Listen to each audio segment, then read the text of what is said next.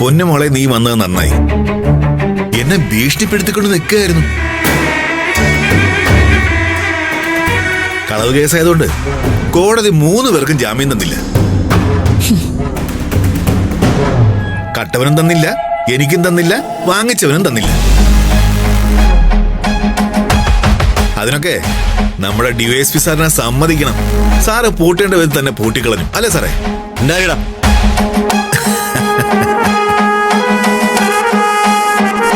ആർക്കെങ്കിലും എന്തെങ്കിലും സംസാരിക്കാനുണ്ടെങ്കിൽ അത് കഴിഞ്ഞ് പിടിച്ച് വണ്ടി കയറ്റി. Okay sir. എത്രയും പെട്ടെന്ന് ജയിലിലെത്തിക്കണം. Okay sir. ഏട്ടാ, അഡ്വക്കേറ്റ് എന്നെ വിളിച്ചിരുന്നു. കുറച്ചു ദിവസമൊന്നും ഏട്ടൻ ജയിലിൽ കിടക്കുന്നതിന് എനിക്ക് കുഴപ്പമൊന്നുമില്ല.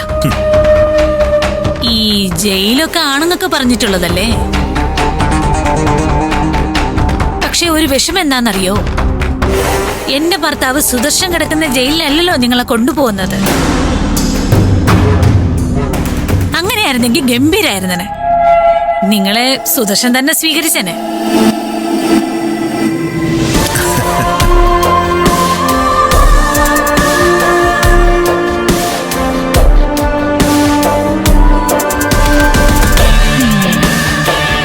കുറെ കാലം നന്മ മാത്രം സംസാരിച്ചുകൊണ്ട് നടന്ന ആളല്ലേ.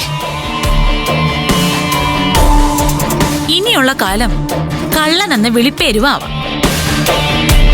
ജയിലിലും കിടക്കാം. നിർത്തടേ. എന്റെ കുടുംബത്തിനകത്ത് വന്ന് ഇത്രയൊക്കെ ചെയ്തു കൂട്ടിട്ട്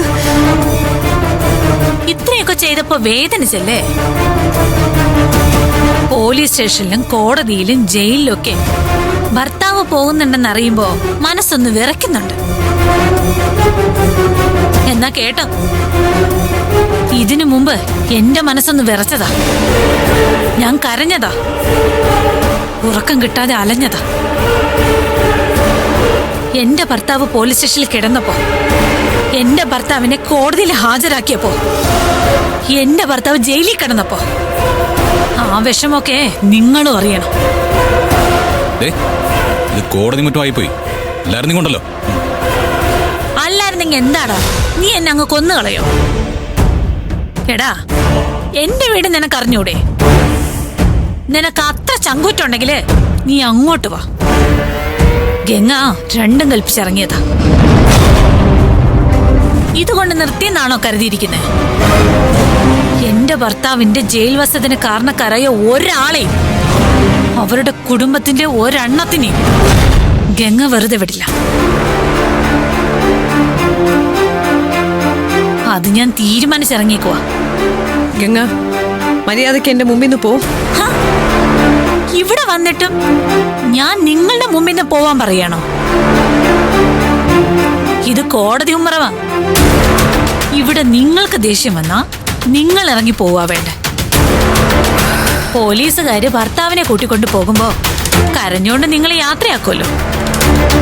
എനിക്കത് അടുത്ത് നിന്ന് നോക്കി കാണണമെന്നുള്ള ആഗ്രഹം മാത്രമേ ഉള്ളൂ. അതിനാ ഞാൻ വന്നത്.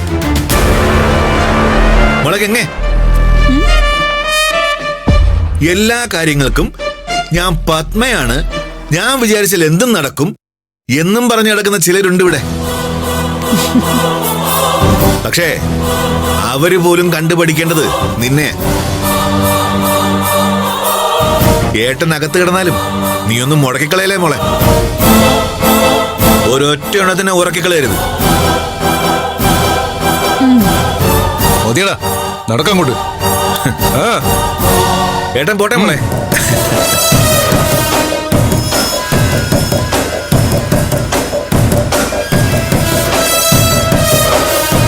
ഈ ദിവസം ഒന്ന് കുറിച്ചു വെച്ചോ. ഗംഗയുടെയും സുദർശന്റെയും പ്രതികാരത്തിലെ ആദ്യത്തെ ജയമാണ്. ഇനിയും ഒരുപാട് ജയങ്ങൾ ഉണ്ടാവും. അവിടെ നിങ്ങൾക്കും നിങ്ങളുടെ കുടുംബത്തിനെ നഷ്ടപ്പെടാൻ ഒരുപാടുണ്ട്. കല്യാണ നിശ്ചയത്തിനുള്ളതായി നടന്നത്. ഇനി കല്യാണം വരുമല്ലോ, കാണാം നമുക്ക്. ഒരുങ്ങി ഇറങ്ങിയ അരിഞ്ഞു തള്ളുന്നതാ സുദർശന്റെ കുടുംബത്തിന്റെ ശീലം. വണ്ടി എടുക്കടാ.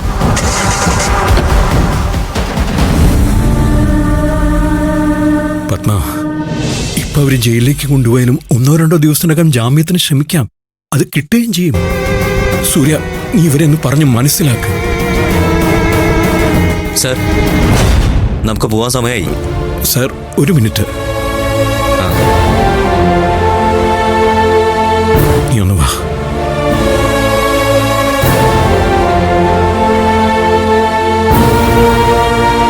എന്താ സൂര്യ, ഇപ്പോഴാണ് ഒരു മകനെന്നുള്ള നിലയ്ക്ക് നീ നിന്റെ കരുത്ത് കാണിക്കേണ്ടത്. ഈ ഒരു അവസരത്തിൽ നീ തളർന്നു പോയാ അച്ഛൻ തോറ്റുപോകും. അച്ഛൻ ജയിലിലേക്ക് പോയിക്കോളാം, അവിടെ സമാധാനത്തോടെ ഇരുന്നോളാം. പക്ഷേ എന്റെ സ്ഥാനത്ത് നിന്ന് ബാക്കി കാര്യങ്ങളൊക്കെ നീ ചെയ്യുമെന്നുള്ളൊരു വിശ്വാസം എനിക്ക് വേണം.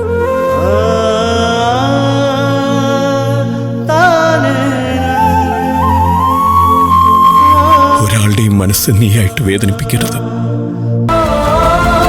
ഒരു കാര്യത്തിനും തടസ്സം ഉണ്ടാവരുത്. അച്ഛന് നിന്നെ വിശ്വസിക്കാമോ? അച്ഛാ,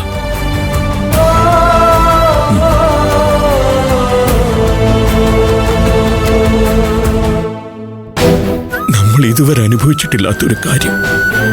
നമുക്കെല്ലാവർക്കും അതിന്റെ ടെൻഷനും ഉണ്ട് എന്ന് കരുതി പോയല്ലടാ പറ്റൂ. വാ.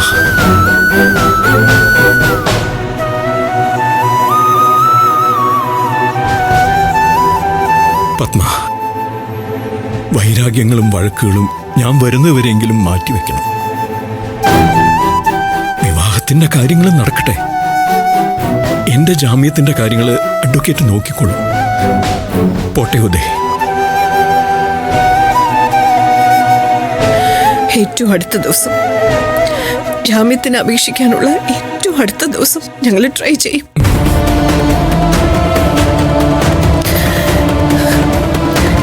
ഞങ്ങള് നിങ്ങളെ പുറത്തു കൊണ്ടുവന്നിരിക്കും.